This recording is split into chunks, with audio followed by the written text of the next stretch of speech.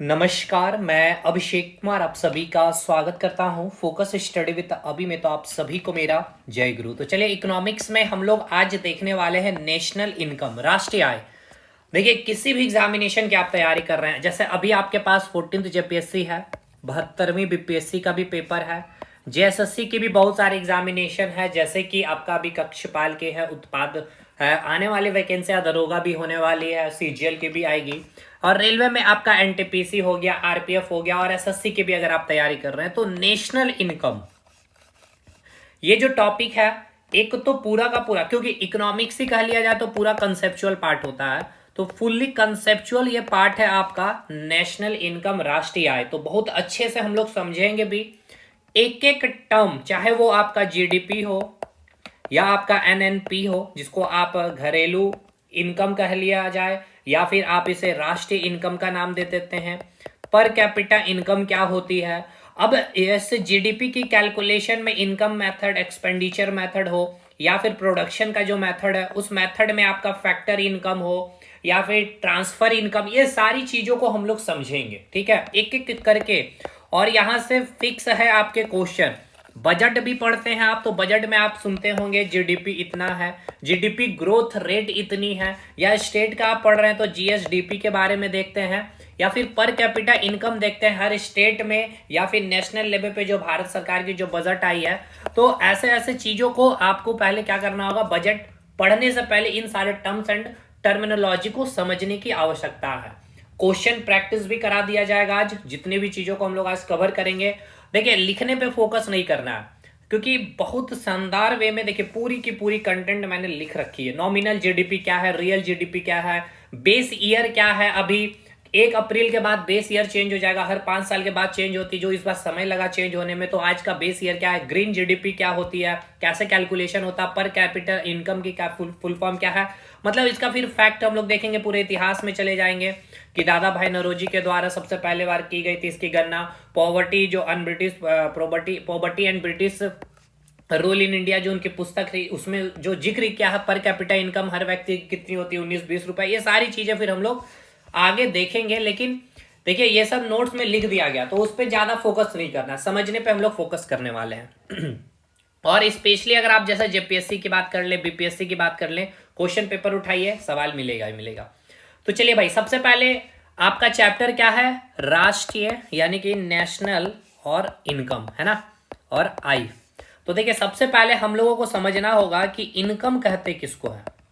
एकदम बेसिक से मैं चीजों को स्टार्ट करूंगा। इनकम यानी कि आई किसको बोलते हैं, है ना। तो समझिएगा आई को कैसे डिफाइन करना चाहें अगर हम, तो देखिए, शारीरिक रूप से आपने कोई ना कोई कार्य किया है, शारीरिक रूप से या फिर मानसिक रूप से, या फिर मानसिक रूप से क्या क्या आपने श्रम किया है। कहने का मतलब है आपने फिजिकली तौर से या फिर मेंटली तौर से आपने कुछ ना कुछ तो लेबर यानी कि श्रम कार्य किया है। तो अब इसके बदले क्या हुआ, आपने जब शारीरिक रूप से कोई कार्य किया है, मान के चलिए आप एज ए टेक्नीशियन है, तो आपने टेक्नीशियन में शारीरिक रूप से फिजिकली आपने काफी काम किया होगा, हर दिन आप काम करते हैं, तो उसके द्वारा आपने कुछ वस्तु को तैयार किया होगा, यानी कि कुछ ना कुछ आपने क्या किया है, प्रोडक्शन किया होगा, ठीक है। और मानसिक तौर से, जैसे कि एग्जाम्पल मैं भी आपको क्या कर रहा हूं, टीच कर रहा हूं, यानी कि पढ़ा रहा हूं अगर भाई, तो ये मेंटली मैं श्रम कर रहा हूं, लेबर कर रहा हूं, तो इसके बदले इसको हम लोग किस कैटेगरी में रखते हैं, सर्विस कैटेगरी में।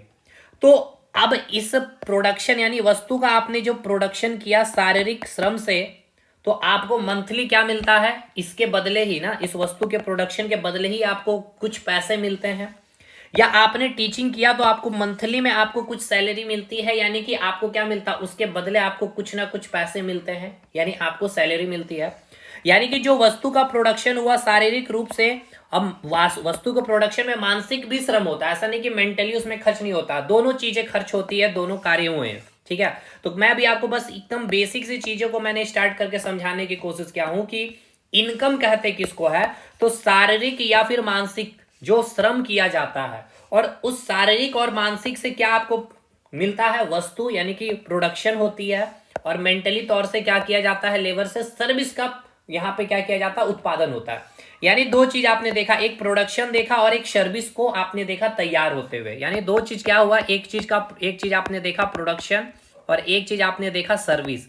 यानी कि फिजिकली और मेंटली तौर से आपने प्रोडक्शन किया है और सर्विस दिया है, तो इसके बदले ही आपको क्या मिलती है भाई, सैलरी। यानी कि कुछ ना कुछ इसकी एक फिक्स्ड राशि आपको मिलती है। तो यही जो फिक्स्ड राशि मिलती है इसी को आप क्या कहते हैं, इनकम कहते हैं। ठीक है, तो उसी प्रकार हर देश की क्या होगी भाई, हर देश की क्या होगी, इनकम होगी। तो अगर मैं यहां पे आज का जो चैप्टर पढ़ रहे हैं हम लोग राष्ट्रीय आय के बारे में, ठीक है ना, ये अगर राष्ट्रीय आय की अगर हम लोग बात कर रहे हैं तो भाई भारत देश की राष्ट्रीय आय की अगर हम लोग बात कर रहे हैं, भारत की बात कर रहे हैं, तो भाई भारत की आय की अगर हम लोग बात कर रहे हैं, इट मींस क्या कि भारत की इनकम। तो भारत की इनकम 140 करोड़ जो आबादी है, ठीक है, उनके द्वारा जो तैयार किया गया वस्तु या फिर उनके द्वारा प्रोडक्शन जो किया गया है और जो सर्विस को तैयार किया गया, उसका जो मौद्रिक मूल्य होता है, ठीक है ना, उसी मौद्रिक मूल्य को हम लोग आय कहते हैं। राष्ट्रीय आय मैंने डेफिनेशन नहीं दिया, मैंने अभी केवल आपको इनकम का डेफिनेशन बताया है भाई। क्योंकि अगर आप नेशनल इनकम पढ़ने वाले हैं, राष्ट्रीय आय को पढ़ने वाले हैं, तो पहले इनकम होता क्या है वो तो आप पहले समझ लें। चलिए, तो अभी आपने क्या समझा, आपने इनकम को डिफाइन करना सीख लिया है। ठीक है, चलिए स्पेस बना लिया जाए यहाँ पे पहले। यानी हमारा जो चैप्टर है नेशनल इनकम है ना, नेशनल इनकम यानी राष्ट्रीय यानी देश की इनकम क्या है। तो आपने सबसे पहले क्या समझा सर, आपने इनकम के बारे समझा, यानी आपने आय के बारे समझा। आय में आपने क्या समझा कि जो शारीरिक, ठीक है ना, जो भी स्पेलिंग आप देख लेंगे, शारीरिक, ठीक है ना, यानी कि फिजिकली या फिर मेंटली यानी कि मानसिक रूप से जो भी श्रम हुई है, यानी जो भी लेबर हुआ है, इसके बदले क्या तैयार हुआ है भाई, दो चीज हमने तैयार किया है, प्रोडक्शन किया है हमने एंड सर्विस तैयार किया है। और इस प्रोडक्शन और सर्विस का अपना क्या होता है, एक मौद्रिक मूल्य होता है। ठीक है, और यही मौद्रिक मूल्य आपको एज अ सैलरी या फिर कह लिया जाए, इसे ही हम क्या कहते हैं, इनकम कहते हैं। क्लियर है। चलिए अब आइए, एक टर्म आपको अभी मैं बोलूंगा हमेशा ही वित्तीय वर्ष के बारे में, ठीक है ना, यानी इंग्लिश में हम इसे कहेंगे फाइनेंशियल ईयर। कुछ लोग कह रहे थे कमेंट में कि इंग्लिश भी यूज किया जाए, तो फाइनेंशियल ईयर वित्तीय वर्ष को कहेंगे, और इकोनॉमिक्स में बिल्कुल इंग्लिश वर्ड यूज करना भी पड़ेगा। देखिए आप और हम क्या करते हैं, new year as a celebrate जब करते हैं न्यू ईयर, तो 1 जनवरी को हम लोग न्यू ईयर का सेलिब्रेशन करते हैं। लेकिन जो भारत सरकार है, ठीक है ना, अगर भारत सरकार की बात कर ली जाए तो भारत सरकार की जो न्यू ईयर स्टार्ट होती है, ठीक है ना, उस न्यू ईयर को ही आप लोग फाइनेंशियल ईयर कहते हैं। और भारत सरकार की जो न्यू ईयर स्टार्ट होती है वो स्टार्ट होती है 1 अप्रैल से, ठीक है, 31 मार्च तक। यानी अगर बात कर लिया जाए इस बार भारत सरकार की जो नई ईयर अभी जो स्टार्ट होने वाली है वो स्टार्ट होने वाली है 1 अप्रैल 2026 से स्टार्ट होगी और कब तक चलेगी, 31 मार्च 2027 तक। यानी अभी आपने देखा भारत सरकार ने जो बजट प्रस्तुत किया, एस्टिमेटेड जो बजट रहा भारत सरकार की 2026-27 की, वो इंप्लीमेंट कब से होगा, 1 अप्रैल 2026 से। तो फाइनेंशियल ईयर समझ में आ गया, यानी भारत सरकार की नई साल जो स्टार्ट होती है आपकी 1 अप्रैल से लेकर 31 मार्च तक। तो चलिए एक दूसरा टर्म आपका क्लियर हो गया, क्योंकि इन सारी चीज़ों का भी हमें यूज़ करना है। तो अगर यूज़ करना होगा तो यहाँ पे आपको बार बार मैं समझाऊंगा नहीं।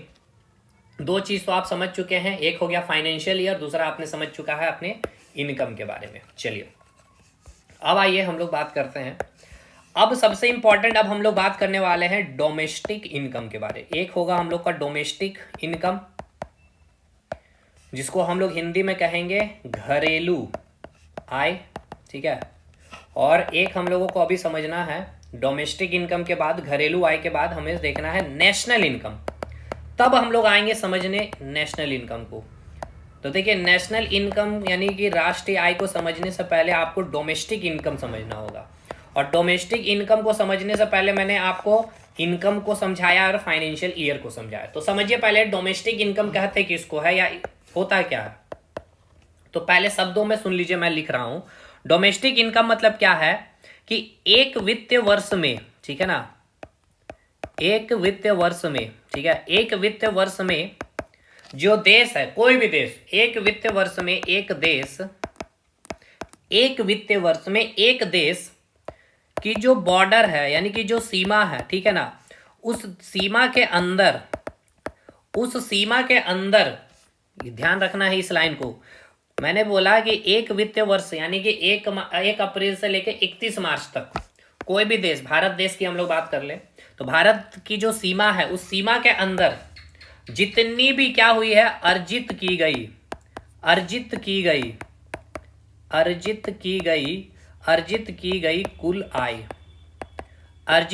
कुल आय को घरेलू इनकम यानी कि घरेलू आय कहते हैं।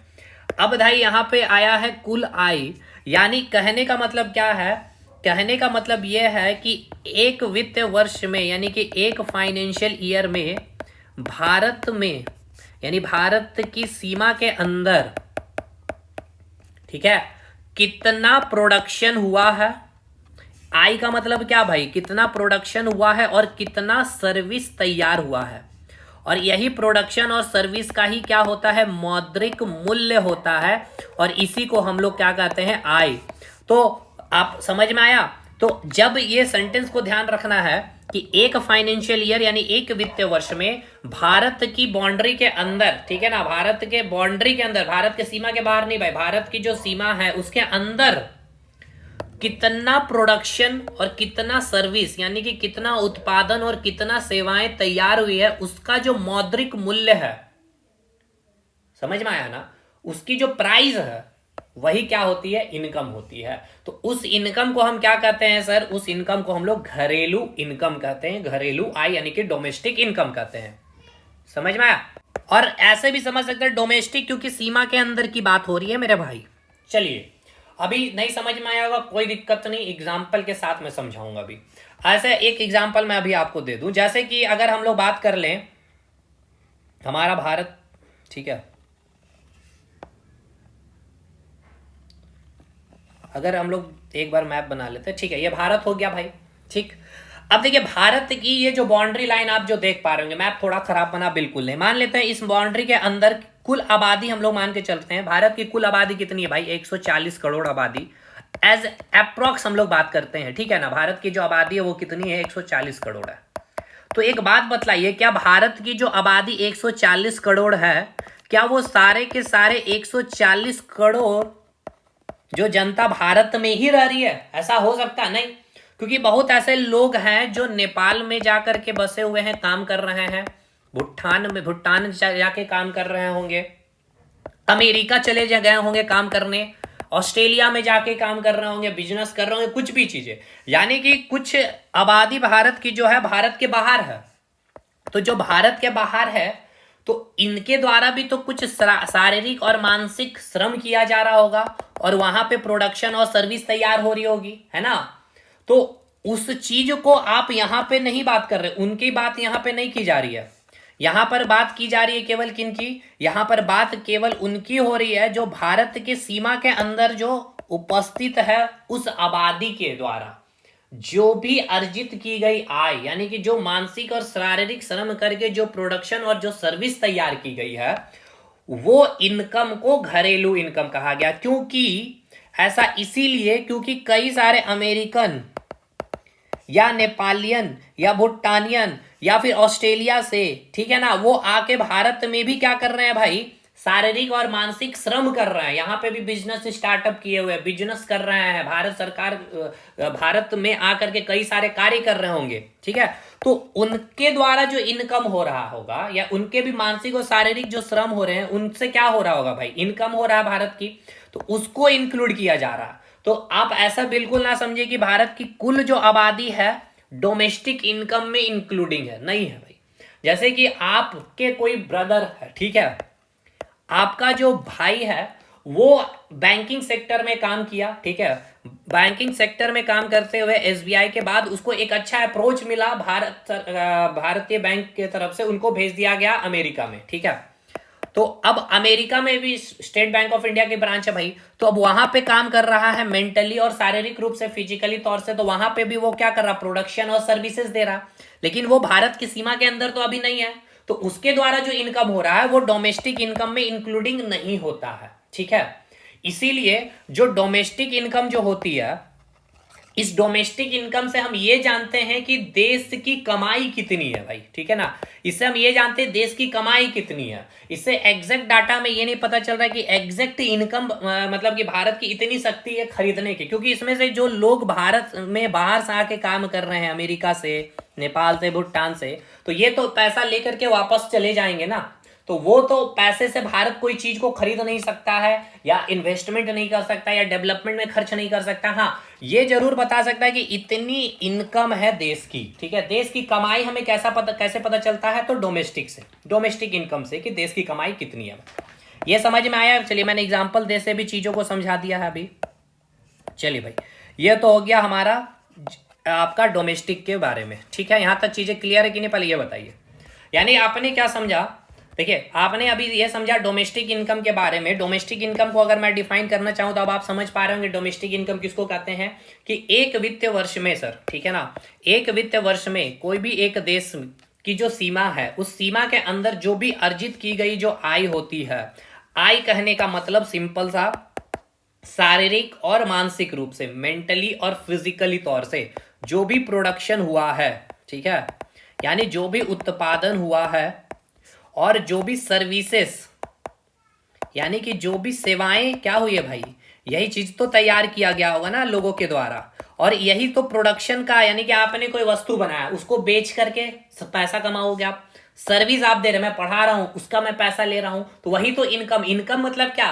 जो प्रोडक्शन हुई है और जो सर्विस तैयार हुई है, उसका ही एक मौद्रिक मूल्य होता है, उसका ही एक प्राइस, और वही प्राइस आपका इनकम कहलाता है। तो अगर सीमा के अंदर अगर बात होगी, तो इसका एक इंपॉर्टेंट लाइन है, भारत की सीमा के अंदर जो वस्तु, या कह सकते हैं जो उत्पादन हुई है, ठीक है, इसको मैं एक लाइन में अगर लिखना चाहूं, ठीक है, इसको मैं अगर एक लाइन पे यहां लिखना चाहूं, सीमा के अंदर जो उत्पादन हुआ है और जो सेवाएं तैयार हुई है, ठीक है, इसका ही मौद्रिक मूल्य डोमेस्टिक इनकम कहलाता है। हो गया। अब आइए बात करते हैं हम लोग नेशनल इनकम के बारे में, यानी राष्ट्रीय आय के बारे में। तो राष्ट्रीय आय को चलिए लिखते हैं पहले, फिर हम लोग इस पर बात करेंगे। राष्ट्रीय आय कहने का मतलब क्या है कि एक वित्तीय वर्ष में भाई, यानी कि 1 अप्रैल वाला जो सिस्टम मैंने समझाया, 1 अप्रैल से लेके 31 मार्च तक, एक वित्तीय वर्ष में, ठीक है, एक वित्तीय वर्ष में एक देश के, ठीक है, ध्यान से सुनिएगा अगला लाइन, एक देश के सभी नागरिक, यहां एक इंपॉर्टेंट चीज आ गया, नागरिक की बात हो रही है, मतलब जो भारत का नागरिक है, जो अभी बाहर जाके काम कर रहा है, उसका भी इनकम इस नेशनल इनकम में ऐड होता है। यानी राष्ट्रीय आय में सभी भारतीय नागरिकों की इनकम को ऐड की जाती है। वो आज भारत से बाहर है, उसकी भी इनकम को राष्ट्रीय आय में, यानी कि नेशनल इनकम में जोड़ करके बताया जाता है। अगर डोमेस्टिक इनकम बताया जा रहा है तो ये देश की कमाई हो सकती है, लेकिन इस कमाई का पूरा उपयोग सरकार या फिर देश में नहीं हो सकता है। लेकिन नेशनल इनकम जो है, ये सभी भारतीय नागरिकों की, और भारत के अंदर जो इमिग्रेंट हो गए, यानी कि अब याद है ना, इमिग्रेंट, माइग्रेशन, अर्बनाइजेशन चैप्टर बताए थे, जो अमेरिकन यहाँ पे आके कार्य कर रहे हैं, भूटानियन जो काम कर रहे हैं, उसके पैसे को माइनस करके बताया जा रहा है नेशनल इनकम में, क्योंकि वो भारत के नागरिक नहीं है। तो यह इंपॉर्टेंट लाइन है कि एक वित्तीय वर्ष में, ठीक है, एक देश के सभी नागरिकों द्वारा, एक देश के सभी नागरिकों के द्वारा अर्जित की गई कुल आय, अर्जित की गई कुल आय, ठीक है, अर्जित की गई कुल आय। इट मींस क्या हुआ सर? इसका मतलब कुल आय मतलब कि भारत के जितने भी नागरिक हैं, ठीक है, भारत के जितने भी नागरिक हैं, वो भारत से बाहर अगर अमेरिका में है या फिर नेपाल में है, ठीक है, वहां पे शारीरिक और मेंटली श्रम कर रहे हैं, जिससे वहां पे क्या हो रहा है, प्रोडक्शन हो रहा है, सर्विस तैयार हो रहा है, जिसका उसका मौद्रिक मूल्य, तो उस आय को भी क्या किया जाता है, नेशनल इनकम में जोड़ा जाता है। समझ में आया? अब डिफरेंस समझ आ रहा है कि नहीं, पहले ये बताइए, क्लियर हुआ कि नहीं भाई? यानी यहां पे सबसे इंपॉर्टेंट लाइन क्या आपके लिए रहा, सभी नागरिकों, यानी कि सभी भारत के नागरिकों के, चाहे वो भारत में है या फिर नहीं है। अब मैं आपको यहां पे 3 एग्जाम्पल देता हूं, 3 एग्जाम्पल से पूरी चीजें मैं आपका क्लियर कर दूंगा। अब देखिए ध्यान से भाई, ठीक है, ये हो गया आपका इंडिया, और हम लोग ले रहे हैं अमेरिका का एक साथ एग्जाम्पल, ठीक है, और यहां पे कोई एक व्यक्ति है ये, ठीक है, ये व्यक्ति जो है भाई, ठीक है, ये व्यक्ति भारत का नागरिक है, ये क्या है, भारत का नागरिक है। सुनिएगा ध्यान से, ये व्यक्ति क्या है भाई? ये व्यक्ति भारत का नागरिक है। ये व्यक्ति क्या है मेरे भाई? ये व्यक्ति भारत का नागरिक है। ठीक है, अगर ये भारत का नागरिक तो है, लेकिन ये जॉब कहाँ कर रहा है? अमेरिका में। ये जॉब कहाँ कर रहा है भाई? अमेरिका में। जॉब कहाँ कर रहा है? ये नौकरी कहाँ कर रहा है? अमेरिका में। ठीक है, तो अब एक बात बतलाइए, इस केस में अगर हम पूछ ले आपसे, अगर मैं आपसे पूछ लूं, ठीक है, कि भारत में, ठीक है ना, भारत में इसकी जो इनकम है, किसकी? इस व्यक्ति की जो इनकम है किस में ऐड होगी? डोमेस्टिक इनकम में या फिर राष्ट्रीय आय में, यानी कि नेशनल इनकम में? सोच करके बताइएगा भाई। हमने आपको बताया है राष्ट्रीय आय का मतलब भारत के सभी नागरिकों का इनकम को जोड़ा जाता है, और ये भारत का नागरिक है, भले वो भारत से बाहर जाके काम कर रहा, तो इसको ऐड किया जाएगा किस इनकम में? भारत के राष्ट्रीय आय में। लेकिन वहीं अमेरिका में क्या हो रहा होगा इसके साथ? अमेरिका में इसके इनकम को किस में जोड़ा जा रहा होगा? डोमेस्टिक में या फिर राष्ट्रीय आय में? बताइए भाई। अमेरिका के लिए क्या है? एक इमिग्रेंट है ना, यानी कि ये अमेरिका का नागरिक तो नहीं है, ये भारत का नागरिक है। ये जो भी यहाँ पे सैलरी ले रहा है, इनकम ले रहा है, ये वापस भारत लेके चला जाएगा। इसलिए किस में ऐड होगा? अमेरिका में। तो अमेरिका के डोमेस्टिक इनकम में इसकी सैलरी को ऐड किया जाएगा, इसके इनकम को रिप्रेजेंट किया जाएगा, यानी वो अमेरिका की कुल कमाई में बता रहा होगा। चलिए, ये समझ में आया? मतलब फिर से मैं समझा दूं, जैसे कि भारत का कोई एक नागरिक है, ये अमेरिका में जॉब कर रहा है, तो अगर ये भारत का नागरिक होकर अमेरिका में जॉब कर रहा है तो इसकी इनकम किस में ऐड की जाएगी? भारत में की राष्ट्रीय आय में। लेकिन वहीं अमेरिका के केस में इसमें किसके इनकम में ऐड होगा? डोमेस्टिक में या राष्ट्रीय में? तो डोमेस्टिक। तो अमेरिका के लिए क्या हो जाएगा? डोमेस्टिक। क्यों? क्योंकि हमने क्या बताया भाई, डोमेस्टिक का मतलब क्या? कि उस सीमा के अंदर, उस देश की सीमा के अंदर। तो ये भाई अमेरिका के सीमा के अंदर काम कर रहा, तो अमेरिका के लिए डोमेस्टिक इनकम हो गया। और ये भारत का नागरिक है, भारत की सीमा से बाहर तो है, लेकिन ये भारत का नागरिक, और भारत का नागरिक है तो ये राष्ट्रीय आय में ऐड हो जाएगा। अब दूसरा एग्जाम्पल ले लेते हैं एक हम लोग। दूसरा एग्जाम्पल में यहाँ पे हम लोग भारत ले रहे हैं, और यहाँ पे आपका अमेरिका हो गया है, और यहाँ पे वही एक व्यक्ति, अब दूसरा हम लोग आ रहे हैं। ये भाई जो व्यक्ति है, ये आपका यूएसए का नागरिकता लिया हुआ, ठीक है, ये है आपका यूएसए का नागरिक, लेकिन ये काम कहाँ कर रहा है? भारत में काम कर रहा है। अब एक बात बतलाइए, इंडिया में अब इसकी इनकम किस में ऐड किया जाएगा भाई? तो अगर ये भारत की सीमा के अंदर काम कर रहा है, लेकिन भारत का नागरिक नहीं है, यानी इसकी इनकम किस में ऐड किया जाएगा? डोमेस्टिक में, यानी कि घरेलू में ऐड किया जाएगा।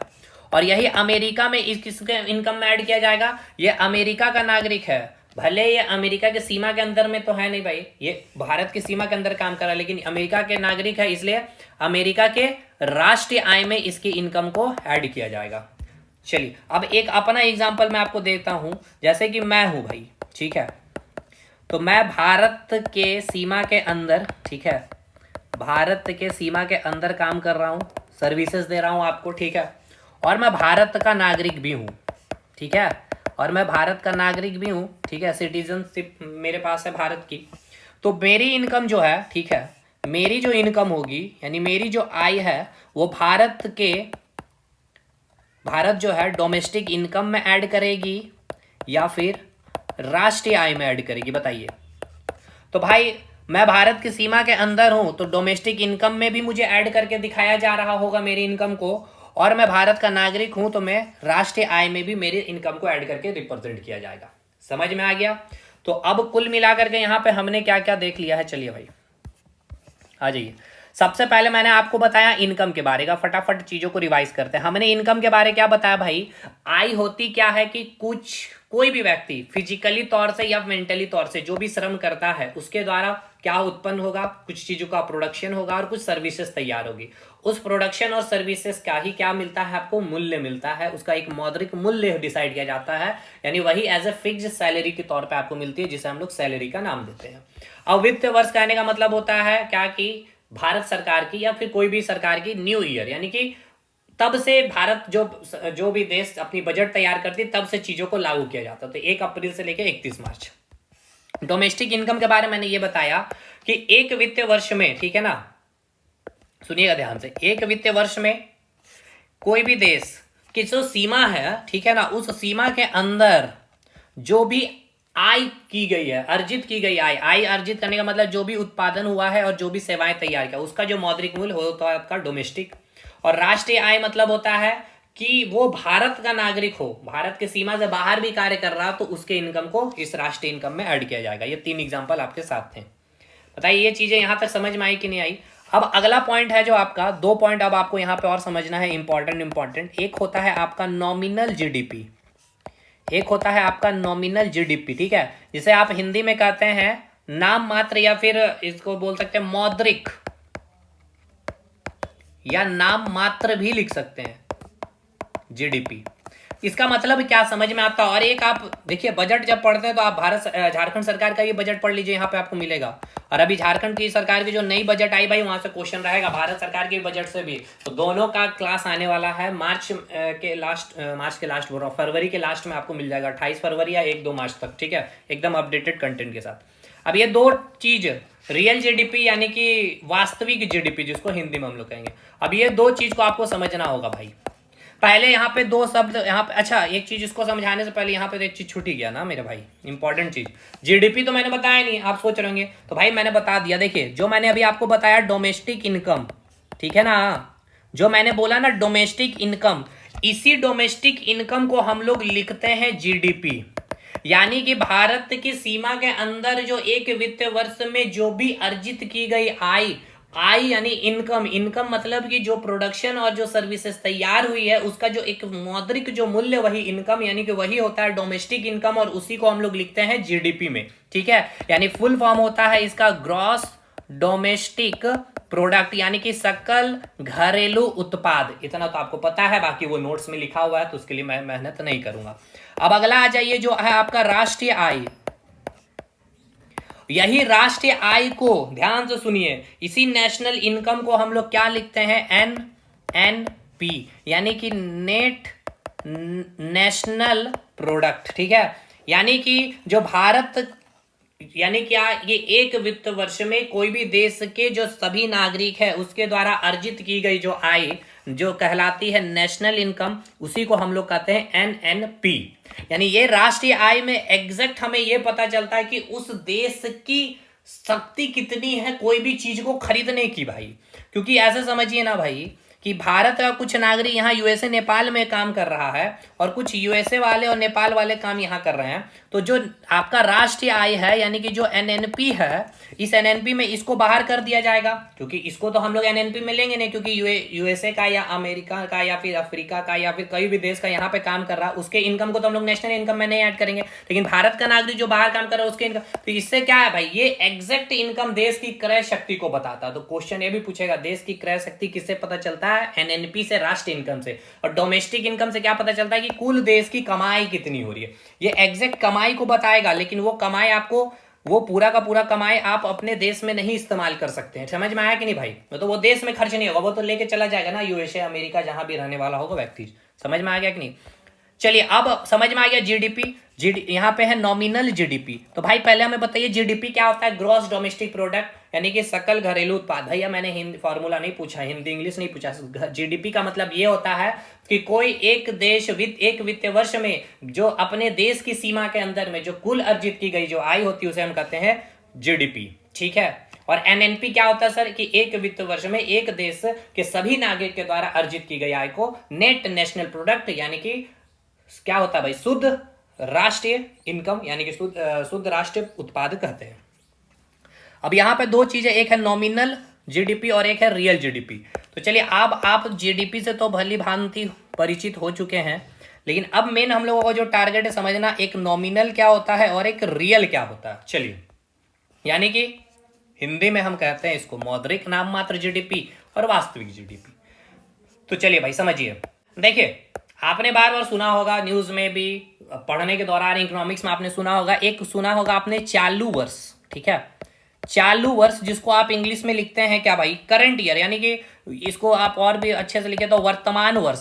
चालू वर्ष यानी कि वर्तमान वर्ष, यानी कि करंट ईयर, ठीक है, करंट ईयर हो गया ये, ठीक है ना, करंट ईयर। और एक आप सुनते हैं बेस ईयर, यानी क्या होता है, एक होता है आपका आधार वर्ष, आधार वर्ष। तो भाई अभी आज जो डेट है, ठीक है ना, पहले समझिए, चालू वर्ष को पहले समझिए क्या होता है, वर्तमान वर्ष का मतलब क्या है, करंट ईयर। तो सिंपल से हमारा करंट यानी कि करंट, आज करंट का सिचुएशन, ऐसे बोलते हैं ना, आज प्रेजेंट का सिचुएशन, चालू जो अभी महीना चल रहा है इस चालू महीना में। और बेस यानी कि एक बेस हम बना लिए, ठीक है ना, कि उस बेस मतलब कि कुछ पास्ट तक की बात होगी, अभी समझाएंगे। देखिए चालू वर्ष मतलब क्या है, तो भाई आज का जो अगर डेट अगर हम लोग देख ले तो आज डेट कितना हो रहा है, आज डेट हो गया 22 फरवरी, ठीक है, 22 फरवरी है भाई, ठीक है। चलिए भाई 22 फरवरी है, मैंने क्या बताया था, जो सरकार होती है उसको जो न्यू ईयर स्टार्ट होती है 1 अप्रैल, फाइनेंशियल स्टार्ट होती है 1 अप्रैल से लेकर 31 मार्च तक, है ना।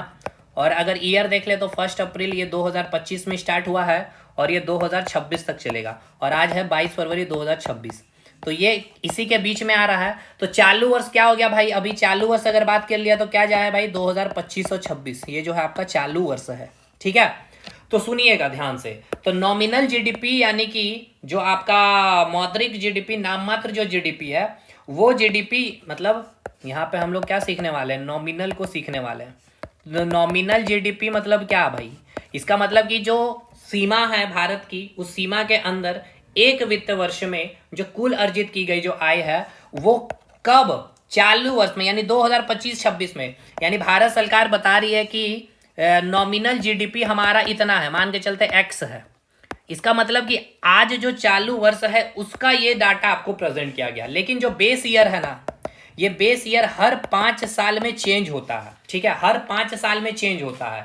लेकिन आफ्टर कोरोना, ठीक है ना, आफ्टर कोरोना तो नहीं कहेंगे, देखिए अभी जो बेस ईयर है वो आज हमारा बेस ईयर क्या है, 2011-12, ठीक है। लेकिन इस बार अब जो आपका न्यू फाइनेंशियल ईयर जो आपका 1 अप्रैल से स्टार्ट होगा, अब यहाँ पे हमारा बेस ईयर चेंज हो जाएगा। याद रखिएगा एग्जामिनेशन में पूछेगा, जो हमारा बेस ईयर 1 अप्रैल 2026 से जो है वो हो जाएगा 2022 और 23, ठीक है, 2022 और 23 हर 5 साल में चेंज होता है। तो देखिए 2011-12 के बाद हमारा 2016-17 में चेंज होना चाहिए था बेस ईयर, जो चेंज नहीं हुआ, ठीक है। 10-11 साल का यहाँ गैप आ चुका है। तो अब जो भी है ये सरकार के द्वारा जो भी सिस्टम है, हमें ये समझना है कि जो बेस ईयर पे जब डाटा बजट में आपको प्रस्तुत किया जाएगा, कि यहाँ पे लिखा जाएगा आपको रियल जीडीपी, ठीक है, रियल जीडीपी, इट मीन्स जो रियल जीडीपी यहाँ पे है बेस ईयर के आधार पर बताया जा रहा है 2011-12 का। अभी बेस ईयर यही चल रहा है। बेस ईयर के बारे में मैंने क्या बताया कि हर 5 साल में ये सामान्यता चेंज होती है। 1 अप्रैल 2026 से जो बेस ईयर है वो हो जाएगा हमारा 2022 और 23 हो जाएगा, ठीक है। अभी बेस ईयर क्वेश्चन में आएगा तो पूछेगा तो आपको क्या बताना है, 2011 और 12, ठीक है, क्वेश्चन आएगा, आया हुआ भी है इस बार, समझ में आया। हर 5 साल में बेस ईयर क्या होता है, चेंज होती है। तो अब एक बात बताइए, यहां समझ में आया। अगर मैं आपसे पूछूं, यहां थोड़ा स्पेस बना लिया जाए, देखिए अगर मैं आपसे पूछ लूं कि, अगर मैं आपसे पूछूं भाई, क्या मैं पूछूं आपसे कि नॉमिनल जीडीपी क्या होता है, पहले हमें ये बताइए। तो नॉमिनल जीडीपी मतलब क्या है भाई, यानी कि जो एक वर्ष, एक वित्त वर्ष में एक सीमा, एक देश जो है अपनी सीमा के अंदर, ठीक है, जो अर्जित की गई आय है, और वो अर्जित किए हुए आय कब की बताती है, चालू वर्ष की, ठीक है ना, चालू वर्ष की। यानी अभी चालू वर्ष क्या है, 2025-26। लेकिन वही देश अपने वित्त वर्ष में, ठीक है ना, जो अर्जित आय किया गया किस आधार पर, उस बेस ईयर के आधार पर जब बात करती है, बेस ईयर, और बेस ईयर क्या है अभी 2011-12, लेकिन 1 अप्रैल 2026 से बेस ईयर क्या हो जाएगा आपका 2022 और 23 हो जाएगा। लेकिन यही टिक करके आइएगा, अभी यही रहेगा आपका एग्जाम तक, ठीक है, समझ में आ गया। यानी अब अगला एक इंपॉर्टेंट टर्म है, ग्रीन सही लिखूंगा क्योंकि वो टर्म ही है आपका ग्रीन जीडीपी, ठीक है। वो टर्म क्या है मेरा भाई, ग्रीन जीडीपी। मैं कुछ क्वेश्चन कराना चाहूंगा, पहले ग्रीन जीडीपी और पर कैपिटा इनकम समझा दूंगा उसके बाद, ठीक है। जितना भी हम लोग पढ़े उसके क्वेश्चन करेंगे। पहले देखिए ग्रीन जीडीपी मतलब क्या है भाई, पहले यहाँ पे आ गया एक टर्म जीडीपी, यानी कि भाई सीमा के अंदर कुछ देश के द्वारा अर्जित की गई आय, है ना, देश के द्वारा अर्जित की गई आय। आय का मतलब क्या हुआ होगा भाई, मेंटली और शारीरिक श्रम हुआ होगा जिससे प्रोडक्शन हुआ होगा और कुछ सर्विसेज तैयार होगी। भाई प्रोडक्शन सर्विसेज इंडस्ट्री लग रहा है तो इसके कारण क्या होगा भाई, कुछ पॉल्यूशन निकलेंगे, पेड़ का कटाई होगी, वहां पे कंपनी का एस्टेब्लिशमेंट हो रहा होगा। इससे क्या है भाई, पर्यावरण इफेक्टेड हो रहा है कि नहीं भाई, यानी कि पर्यावरण में क्या है, नकारात्मक प्रभाव पड़ रहा है। तो वो जीडीपी सरकार जारी करती है जो पर्यावरण को जो हरास हुआ है, जो पर्यावरण का जो क्षरण हुआ है, जो पर्यावरण को जो नुकसान हुआ उसको माइनस करके, ठीक है ना। तो ग्रीन जीडीपी जो निकाला जाता है, ठीक है, ग्रीन जीडीपी जो निकाली जाती है जो कुल जीडीपी होती है उस जीडीपी में जो नकारात्मक यानी कि जो नकारात्मक जो प्रभाव होते हैं पर्यावरण को उसको माइनस करके, ठीक है, उसे हम लोग कहते हैं ग्रीन जीडीपी। अब मैं लिखूंगा नहीं उतना भाई, यहाँ पे ऑलरेडी लिखा गया। देखिए ग्रीन जीडीपी के बारे में क्या है आपको समझ में आ गया कि भाई जीडीपी यानी कि एक देश की सीमा के अंदर एक वित्तीय वर्ष में कुल अर्जित की गई आय। आय मतलब प्रोडक्शन और सर्विसेज तैयार की गई होगी भाई। अब प्रोडक्शन और सर्विसेज तैयार के कारण पर्यावरण को कुछ हानि पहुंची होगी, तो जो भी हानि हुई है तो पर्यावरण पर पड़ने वाले जो नकारात्मक प्रभाव है उसको समायोजित करके, मतलब उसको हटा देने के बाद जो जीडीपी निकालते हैं उसको हम लोग कहते हैं ग्रीन जीडीपी। तो कैसे निकलेगा? जीडीपी में पर्यावरण के नकारात्मक प्रभाव को माइनस करके। समझ में आया? अब एक टर्म आपको और मुझे बता देना है भाई, वो होता है आपका, एक मिनट, ये जो टर्म होता है वो होता है आपका पर कैपिटा इनकम। बहुत इंपॉर्टेंट है, यहां से भी क्वेश्चन बनता है, पर कैपिटा इनकम, ठीक है। यानी कि हिंदी में हम इसे क्या कहते हैं? पर कैपिटा इनकम को प्रति व्यक्ति आय, ठीक है ना। यानी कि हर एक व्यक्ति की आय कितनी है, तो समझिए ये कब निकलता है? एक साल में निकलता है, यानी एक वित्तीय वर्ष में कैलकुलेशन किया जाता है, ठीक है। हर वर्ष तैयार कैलकुलेट किया जाता है एक वित्तीय वर्ष में, ठीक है ना। एक वित्तीय वर्ष में कोई भी देश, ठीक है ना, एक वित्तीय वर्ष में देश के सभी नागरिकों का औसत आय, ठीक है ना, देश के सभी नागरिकों का औसत आय क्या कहलाता है? Per capita income. भाई यार रखना, ये अप्रॉक्स में ये डाटा होता है। मतलब पर कैपिटा इनकम मतलब प्रति व्यक्ति, यानी कि आज भारत की जो 140 करोड़ की जो आबादी है, वो 140 करोड़ जो आबादी है, हर व्यक्ति की एक सालाना जो इनकम है वो जो होती है उसको हम लोग कहते हैं पर कैपिटा इनकम। और आज जो हमारा डाटा जो सरकार प्रस्तुत की है, पर कैपिटा इनकम कितनी है हर व्यक्ति की? $2880, ठीक है ना। यानी $2880 यानी कितना? 2.5 लाख रुपए के आसपास होगा। यानी कि भारत की जो सभी नागरिक हैं ऑन एन एवरेज अप्रॉक्स में, जैसे कि मान लीजिए मेरा सैलरी अगर भाई 50,000 है, ठीक है, किसी की सैलरी 10,000 है और किसी की सैलरी 20,000 है, ठीक है। तो कुल आबादी अभी कितने हैं? 3 लोग हैं। अब ऑन एन एवरेज कितना अगर निकालना, तो भाई तीनों को हम लोग जोड़ देंगे, 50, 60, 20, 80,000, ठीक है। अब यहाँ पे हम इसको एक और डाटा बढ़ा देते ताकि कैलकुलेशन आसान हो जाएगा। 30 कर लेते हैं यहाँ, और ये हो गया आपका अब 90। 3 से डिवाइड कर दे, यानी कि पर कैपिटा इनकम कितना आ गया भाई? पर कैपिटा इनकम कितना आ गया? 30,000। तो अब देखिए पर कैपिटा इनकम का आपने फॉर्मूला भी निकाल लिया। कुल क्या भाई? पर कैपिटा इनकम में आपने क्या लिखा? कुल जो इनकम है, यानी कुल इनकम क्या? राष्ट्रीय आय, ठीक है। जो कुल राष्ट्रीय आय मतलब जो भारत के नागरिक है, चाहे भारत से बाहर भी काम कर रहे हैं, तो पर कैपिटा इनकम क्या कैसे निकलता है? कुल राष्ट्रीय आय बाई कुल जनसंख्या से डिवाइड करते हैं, ठीक है। तो पर कैपिटा इनकम आपको समझ में आ गया। चलिए यहाँ पे आ जाते हैं नोट्स में, तब और भी अच्छे से समझ में आ जाएगा। देखिए पर कैपिटा इनकम जो यहाँ पे बताया गया आपको, देखिएगा प्रति व्यक्ति आय जो यहाँ पे लिखा गया पीसीआई मतलब पर कैपिटा इनकम, ठीक है, कि एक वित्तीय वर्ष में एक देश के सभी नागरिकों की जो औसत आय है कैसे निकलेगा भाई? याद रखिएगा एनएनपी, डोमेस्टिक नहीं, क्योंकि भाई भारत के सीमा के अंदर कुछ भारतीय नहीं भी होते तो वो तो पैसा लेके चला जाएगा, तो उसका अगर हम लोग एवरेज उसका भी सैलरी को ऐड करके निकालेंगे तो एग्जैक्ट डाटा नहीं आता है। तो कुल राष्ट्रीय आय यानी भारत से बाहर जो ना काम कर रहे हैं उनकी भी जो सैलरी को हम लोग जोड़ करके उसको डिवाइड करते हैं कुल जनसंख्या से, तब हमारा पर कैपिटा इनकम निकलता है। अब यहां तक ये सब फैक्ट है, ठीक है ना। अब एक चीज को और मैं आपको बता देता हूं, देखिए ये सब इंपॉर्टेंट पॉइंट है, ये सब बताना बहुत इंपॉर्टेंट भी है। देखिएगा, देखिए जैसे कि मैंने अभी आपको बताया जीडीपी के बारे में, यानी जीडीपी क्या बताती है भाई? देश की कुल कमाई, है ना, देश की कुल कमाई कितनी है, देश की कुल कमाई कितनी है, यानी देश की सीमा के अंदर कितना प्रोडक्शन हुआ और कितनी सर्विसेज तैयार हुई है। तो भारत का रैंक अगर पूछ लिया जाए, रैंक ऑफ इंडिया, भारत का रैंक कितना है? 4th है। और भारत की जीडीपी कितनी है भाई? 4.3 ट्रिलियन डॉलर, या आपको कई किताबों में 4.2 ट्रिलियन डॉलर भी मिलेगा। तो भाई ये अप्रॉक्स होता है, एग्जैक्ट डाटा सरकार भी नहीं दे पाएगी। तो भारत से रैंक में अगर पूछ लिया जाए जीडीपी का रैंक कितना है? 4th है, ठीक है। तो भाई फर्स्ट रैंक किसका है? तो याद रखिएगा अमेरिका का है, 5 याद रखिए, 5 रैंक अमेरिका, अमेरिका के बाद आता है आपका चाइना, चाइना के बाद आता है आपका जर्मनी, उसके बाद है भारत का स्थान, और भारत किसको पीछे किया अभी? जापान को, ठीक है, जापान को। तो ये सीक्वेंस याद रखिएगा। भारत का रैंक 4th है, 1 नंबर में। सबसे ज्यादा जीडीपी यानी जीडीपी सबसे ज्यादा अमेरिका की, इसका मतलब क्या है कि उस अमेरिका जो देश है, उस देश की सीमा के अंदर जो कुल आय हो रही है वो सबसे पूरे 193 देश में सबसे ज्यादा कमाने वाला वो देश, उसके अंदर जो कमाई हो रही है वो कौन है भाई? यूएसए है।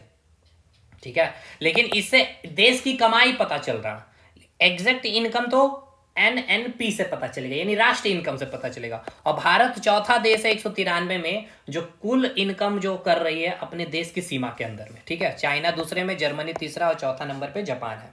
अब कुछ टारगेट याद रखिएगा, भारत सरकार का जो टारगेट है, भारत सरकार का जो टारगेट है 2028 में कितना जीडीपी करने का, वो है आपका 5 ट्रिलियन। ठीक है, 5 ट्रिलियन डॉलर का है। और 2030 तक का जो टारगेट इन्होंने रखा है 7 ट्रिलियन डॉलर का। ठीक है, 7 ट्रिलियन डॉलर का। ठीक है, और आप याद रखिएगा जीडीपी जो ग्रोथ रेट है वो आपका, जीडीपी जो ग्रोथ रेट है, जो जीडीपी जो इंक्रीज होते चल रही है हमें अभी हर साल, वो अभी है 7 to 7.5%। ये सारा लिखा गया है नोट्स में, इसलिए मैं यहाँ पे फ्रेश उतना अच्छे से नहीं लिख रहा हूँ। देखिएगा यहाँ पे आता हूँ अभी, देखिए जो जीडीपी सब चीज लिख दिया गया भाई। जीडीपी टारगेट क्या है? 5 ट्रिलियन डॉलर 2028 तक, 30 तक 7 ट्रिलियन डॉलर है। और जीडीपी ग्रोथ रेट जो इंडिया अप्रोक्स रखा है 7 to 7.5%। ये समझ में आ रहा है ना, GDP growth India, GDP growth जो है इंडिया की, यानी कि अभी देखिए अभी कितना है हमारा जीडीपी, 4.2 या 4.3 ट्रिलियन। अब हर साल हम लोगों का जो है ग्रोथ अप्रोक्स कितना हो रहा है? 7 to 7.5%। तो इस माध्यम से हम लोग 2028 तक 5 ट्रिलियन पहुंच जाएंगे, 2030 तक 7 ट्रिलियन। एक डाटा रखा जाता है, इतना अप्रोक्स होता है, एग्जैक्ट नहीं होगा, आगे पीछे भी हो सकता है, ज़्यादा भी हो सकता है, कम भी हो सकता है। तो ऑन एन एवरेज यहाँ पे चीज़ें काम की जाती है। पर कैपिटा इनकम भी आपको समझ में आ चुका है कि एक वित्तीय वर्ष में देश के नागरिकों के द्वारा, ठीक है ना, देश के जो सभी नागरिक है उसकी जो औसत आय होती है उसे आप क्या कहते हैं? पर कैपिटा इनकम कहते हैं।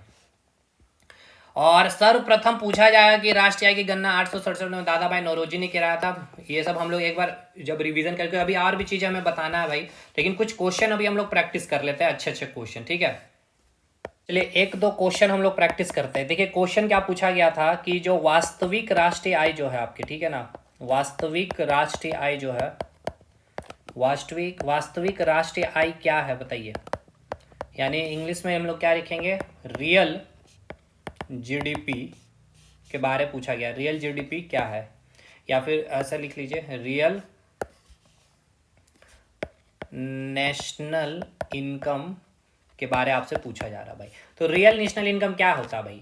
यानी कि जो रियल नेशनल इनकम या रियल जीडीपी है वो हम किस पे काउंट करते हैं, किस पे कैलकुलेट करते हैं? वर्तमान पे या फिर बेस ईयर पे? तो आप बता दिएगा क्या? बेस ईयर, यानी कि स्थिर जो वर्ष है वो। ठीक है, तो ऑप्शन आपको इस प्रकार से मिलेगा। देखिए ऑप्शन ए दिया गया था, जब राष्ट्रीय, भाई अब इतना लिखने का मन नहीं कर रहा, ठीक है, जब राष्ट्रीय आय चालू कीमतों पर व्यक्त की जाती है।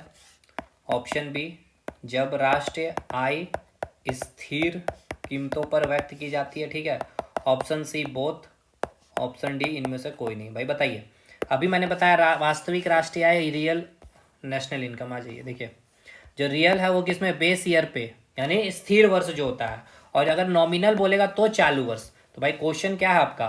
क्वेश्चन है वास्तविक राष्ट्रीय, यानी कि रियल पूछ रहा है तो वो स्थिर पे होगा। ठीक है ना, स्थिर पर कैलकुलेट किया जाता है। अगले हम लोग आगे देश में कैलकुलेशन करेंगे।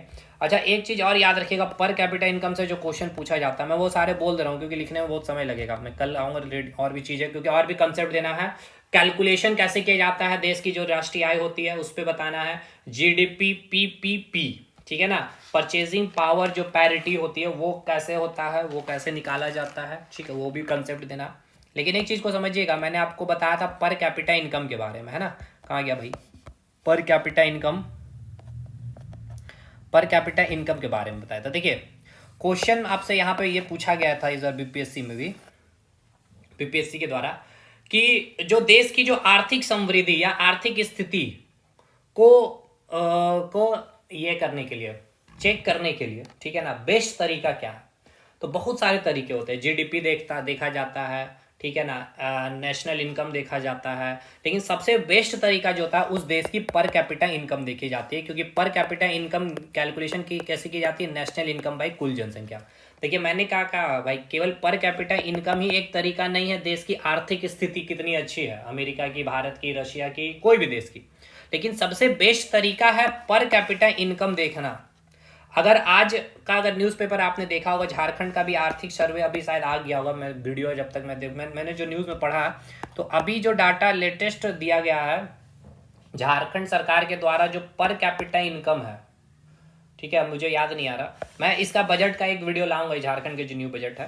लेकिन खैर अभी आपको ये समझ में आएगा पर कैपिटा इनकम मतलब, अगर झारखंड सरकार बजट पेश कर रही होगी पर कैपिटा इनकम के मतलब क्या, कि झारखंड राज्य में, यानी कि झारखंड राज्य की सीमा के अंदर जो आबादी है, ठीक है ना, जो आबादी है, और झारखंड के जो निवासी है जो झारखंड से बाहर उत्तर प्रदेश में काम कर रहे हैं, उनकी औसत आय, उनकी एवरेज इनकम वो पर कैपिटा इनकम में बताया जाता है। क्योंकि पर कैपिटा इनकम का कैलकुलेशन कैसे होता है भाई, पर कैपिटा इनकम की कैलकुलेशन होती है कुल राष्ट्रीय आय बाय कुल जनसंख्या। यानी झारखंड का जो निवासी है वो अगर झारखंड से बाहर उत्तर प्रदेश में, बिहार में काम कर रहा है, तो उसकी एवरेज औसत को झारखंड की कुल जनसंख्या से डिवाइड करके, ये झारखंड के अकॉर्डिंग, इंडिया के अकॉर्डिंग कुल जनसंख्या भारत की जितनी है और जो भारत में बाहर भी है उसकी भी इनकम को जोड़ के भारत की कुल जनसंख्या से डिवाइड करके निकालते हैं। ठीक है, तो आगे हम लोग करेंगे पार्ट 2, 2 क्लास में ही खत्म होगा भाई, एक क्लास में नेशनल इनकम खत्म करना पॉसिबल नहीं है। तो ये तो रहा, खैर बाकी जिनको नोट्स वगैरह चाहिए वो पता ही होगा आपको, ये नंबर पर कॉन्टेक्ट कर सकते हैं 4902 पे, 7909004902 पे, ठीक है, 7909004902 पे। तो पार्ट 2 भी इसका आएगा, ठीक है, उसमें क्वेश्चन प्रैक्टिस कर लेंगे क्योंकि उसमें भी और कंसेप्ट देना, ठीक है। मेथड ऑफ कैलकुलेशन देखिएगा, नोट्स में मैंने लिखा भी होगा इसमें, मेथड ऑफ देखिए इनकम, ठीक है, जो नेशनल इनकम का जो कैलकुलेशन है वो कैलकुलेशन कैसे होता है ये आपको जानना होगा ना, इनकम मेथड, एक्सपेंडिचर मेथड, और तीनों को इक्वल कर दिया जाता है, तो ये सब चीज़ें इसमें निकालना आपको सीखना होगा। वहाँ से भी क्वेश्चन, वहीं से तो मेन क्वेश्चन आएगा, फैक्टर इनकम एक होता है, ट्रांसफर इनकम होता है, फिर एक्सपेंडिचर में आपको मैं बताऊँगा, प्रोडक्शन में मैं बताऊँगा, ठीक है। तो चलिए नेक्स्ट क्लास में मिलेंगे। अभी आपको ओवरऑल समझ में आया होगा, मेरे ख्याल से सारी चीज़ें समझ में आई होगी, चाहे वो आपका इनकम का कंसेप्ट हो, फाइनेंशियल ईयर हो, डोमेस्टिक इनकम हो, नेशनल इनकम हो, उसके बाद आपका इसका एक एग्जांपल मैंने पूरा आपको इनका एग्जांपल देके समझाया, फिर नॉमिनल जीडीपी, रियल जीडीपी मैंने आपको बता दी, ग्रीन जीडीपी बता दिया भाई, फिर इसके बाद आपको मैंने पर कैपिटा इनकम भी बता दिया है, बहुत कुछ मैंने करा दिया, तो ठीक है, ये रैंक वगैरह भी मैंने डाटा के साथ अपडेट कर दिया। चलिए मिलते हैं हम लोग अब नेक्स्ट क्लास में, तब तक के लिए धन्यवाद।